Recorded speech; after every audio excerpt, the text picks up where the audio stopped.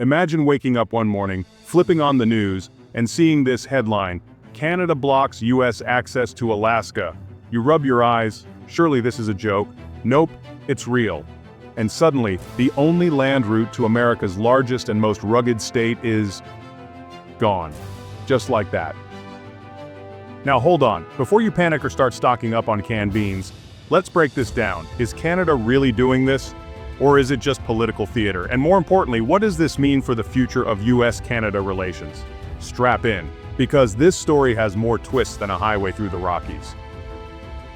But first, why should you care? Well, for one, this isn't just about Alaska. This is about power, control, and the fact that even the friendliest of neighbors can have, let's call them, trust issues. All right, let's rewind a bit. Ever heard of the Alaska Highway? No, not the one in the Fast and Furious spin-off where Vin Diesel jumps a car over a glacier. This one is a critical lifeline stretching from the lower 48 states through Canada, all the way to Alaska. It's not just a road, it's a symbol of US sovereignty, military strategy, and economic stability. And for decades, Canada has let America use it freely. No fuss, no drama. Until now. Because suddenly some Canadian officials are floating the idea of restrictions. No, they're not building a giant wall with maple syrup-filled moats, although, admit it, that would be impressive. They're considering tighter control over US movement to Alaska. And the question is, why now? Now here's where it gets interesting. Could this actually be retaliation? Think about it. The US and Canada have had their fair share of squabbles, trade wars, pipeline disputes, Trump's colorful remarks about Canadian leadership. Yeah, the relationship has been a little, let's say, tense. And Canada, well, they're not exactly known for throwing punches, but what if instead of a punch, they're throwing a well-placed roadblock? See, cutting off easy access to Alaska wouldn't just be an inconvenience, it would be a geopolitical earthquake. And if you don't believe me, imagine this. What if the only way for an American soldier, a truck driver, or even a regular family moving to Alaska suddenly required jumping through Canadian bureaucratic hoops?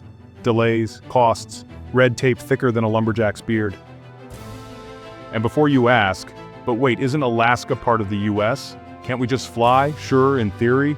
But when it comes to military strategy, trade logistics, and emergency preparedness, losing the land route is like losing a key artery in your body.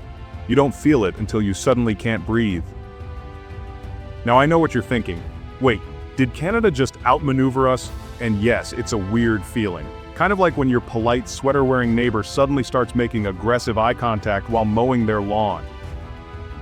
But here's the million-dollar question. Is this real or just a bluff? See, this is where the plot thickens. Some experts think Canada is using this as a bargaining chip, a way to push back against US policies, a way to get something in return, maybe leverage in trade negotiations, maybe something even bigger.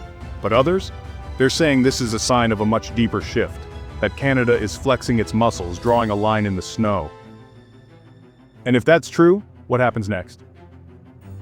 Well, let's talk about Trump, because if you think he's the type to sit back and not respond, you've clearly never seen him on Twitter. If Trump were in office right now, how would he react? Would he fire off an all-caps tweet? Would he slap new tariffs on maple syrup and hockey sticks?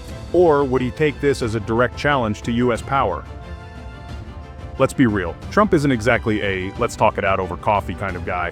He's more of a you mess with the US, we mess back, big league kind of guy. And if he saw Canada limiting US access to Alaska, the response could be anything from economic pressure to, well, let's just say things could get heated faster than a Canadian summer, which, by the way, lasts approximately 3 days. But wait, this isn't just about Trump, this is about something much bigger. See, if Canada can pull a move like this, what does it say about America's influence? What does it say about the US-Canada alliance? And if Canada, our friendliest neighbor, is willing to play hardball, what could other countries do? Scene 3. A power issue. Think about China. Think about Russia. If they see America losing influence, if they see a crack in US control, you better believe they'll take advantage of it. So, yeah, this isn't just a road issue, it's a power issue, a credibility issue. And once credibility starts slipping, it's a long way down. Okay, deep breath. At this point, you might be thinking, are we about to go to war with Canada? Relax, no one's firing missiles over Putin. Yet. But we do have to ask, what happens next? Is this just posturing, a way for Canada to get attention, or is this the beginning of a serious standoff? And more importantly, how does America respond? Because one thing's for sure, if this move goes unchecked, it won't be the last. The question is, will the US push back, or are we about to witness a shift in power that no one saw coming? Here's the deal. This isn't just about a road, it's about the balance of power. It's about whether the US can still command respect, or whether even our closest allies feel bold enough to challenge us. So, what do you think? Is this a strategic bluff, a warning shot, or the beginning of something much bigger? Drop your thoughts in the comments, hit that like button, and make sure you're subscribed.